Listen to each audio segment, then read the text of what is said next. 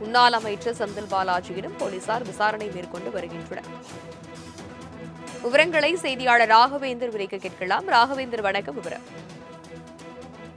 வணக்கம். கிருஷ்ணகிரி மாவட்டம் ஊத்தங்கரை தாவைக்கா எம்எல்ஏ இளையராஜாவுடன் குதிரை பேரம் நடத்தியதாக திமுக முன்னாள் அமைச்சர் செந்தில் பாலாஜி, அவரது சகோதரர் அசோக்குமார் ஆகியோர் மீது வழக்குகள் தற்போது இருக்கின்றன. இந்த வழக்குகள் இவர்கள் இருவரும் நிபந்தனை முன்ஜாமீன் பெற்றிருக்கின்றன. நீதிமன்ற உத்தரவுப்படி காலை மாலை என இருவேளையிலும் திருவல்லிக்கேணி காவல் நிலையத்தில் கையெழுத்திட வேண்டும் என்றும், அதன்படி முதல் நாளான சனிக்கிழமை மற்றும் ஞாயிற்றுக்கிழமை இன்று மூன்றாவது நாளாக கையெழுத்திட வந்திருந்தார்.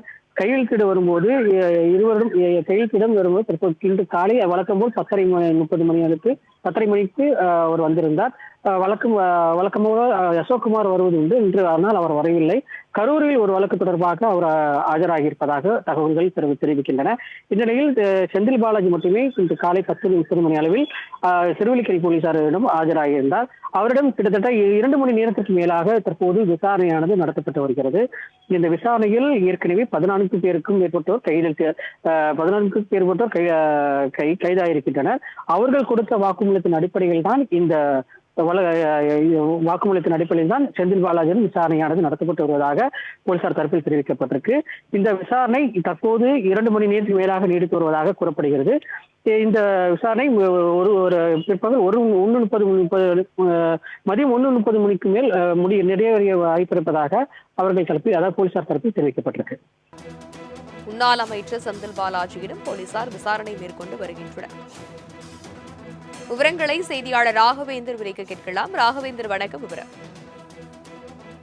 வணக்கம். கிருஷ்ணகிரி மாவட்டம் ஊத்தங்கரை தாவைக்கா எம்எல்ஏ இளையராஜாவுடன் குதிரை பேரம் நடத்தியதாக திமுக முன்னாள் அமைச்சர் செந்தில் பாலாஜி, அவரது சகோதரர் அசோக்குமார் ஆகியோர் மீது வழக்குகள் தற்போது இருக்கின்றன. இந்த வழக்குகள் இவர்கள் இருவரும் நிபந்தனை முன்ஜாமீன் பெற்றிருக்கின்றன. நீதிமன்ற உத்தரவுப்படி காலை மாலை என இருவேளையிலும் திருவல்லிக்கேணி காவல் நிலையத்தில் கையெழுத்திட வேண்டும் என்றும், அதன்படி முதல் நாளான சனிக்கிழமை மற்றும் ஞாயிற்றுக்கிழமை இன்று மூன்றாவது நாளாக கையெழுத்திட வந்திருந்தார்.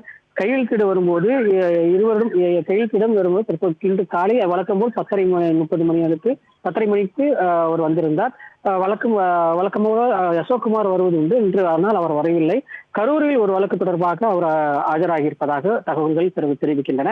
இந்த நிலையில் செந்தில் பாலாஜி மட்டுமே இன்று காலை 10:30 மணி அளவில் திருவல்லிக்கேணி போலீசாரிடம் ஆஜராகியிருந்தார். அவரிடம் கிட்டத்தட்ட 2 மணி நேரத்திற்கு மேலாக தற்போது விசாரணையானது நடத்தப்பட்டு வருகிறது. இந்த விசாரணையில் ஏற்கனவே 14 பேருக்கும் மேற்பட்டோர் கைதாகியிருக்கின்றனர். அவர்கள் கொடுத்த வாக்குமூலத்தின் அடிப்படையில் தான் செந்தில் பாலாஜியின் விசாரணையானது நடத்தப்பட்டு வருவதாக போலீசார் தரப்பில் தெரிவிக்கப்பட்டிருக்கு. இந்த விசாரணை தற்போது 2 மணி நேரத்துக்கு மேலாக நீடித்து வருவதாக கூறப்படுகிறது. இந்த விசாரணை பிற்பகல் 1:30 மதியம் 1:30 மணிக்கு மேல் நிறைவேறிய வாய்ப்பிருப்பதாக அவர்கள் தரப்பில், அதாவது போலீசார் தரப்பில் தெரிவிக்கப்பட்டிருக்கு. விவரங்களுக்கு நன்றி ராகவேந்தர்.